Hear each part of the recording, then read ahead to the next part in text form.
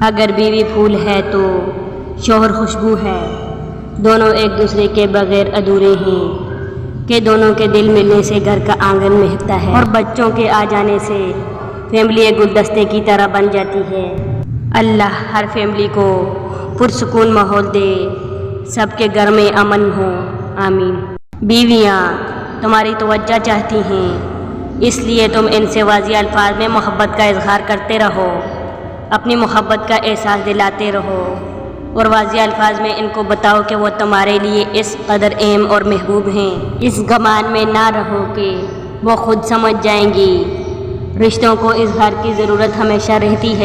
میاں بیوی کا رشتہ بہت خوبصورت رشتہ ہے۔ اللہ تعالیٰ نے اس رشتے کو اتنا پسند کیا ہے کہ ایک نظام تربیت دے دیا کہ سارے رشتوں کی بنیاد اسے بنا دیا۔ اللہ نے اس رشتے کو اپنی نشانی کہا، جو کہتے ہیں کہ دنیا کا سب سے فضول رشتہ بیکار رشتہ ہے۔ وہ گناہ کے بولتے ہیں، ایسی باتیں بولنے کی بجائے ان باتوں پر غور کرنا چاہیے اور اللہ سے مدد مانگنی چاہیے کہ اللہ ہم میاں بیوی میں محبت پیدا فرما۔ شوہر کے لیے بیوی سے بڑھ کر اور بیوی کے لیے شوہر سے بڑھ کر کوئی دوست نہیں ہو سکتا۔ اگر آپس میں مشورہ کر کے زندگی کے فیصلے مل کر کیے جائیں تو زندگی بہت پرسکون گزرے گی۔ کتنی بھی لڑائی ہو جائے مگر خاوند کا گھر چھوڑ کر مت جائیں۔ خاوند غلط بھی ہے تو ایک بار سوچیں، اس مشکل دور میں وہ آپ اور بچوں سمیت والدین کو سنبھال رہا ہے، جو کہ کوئی آسان کام نہیں ہے۔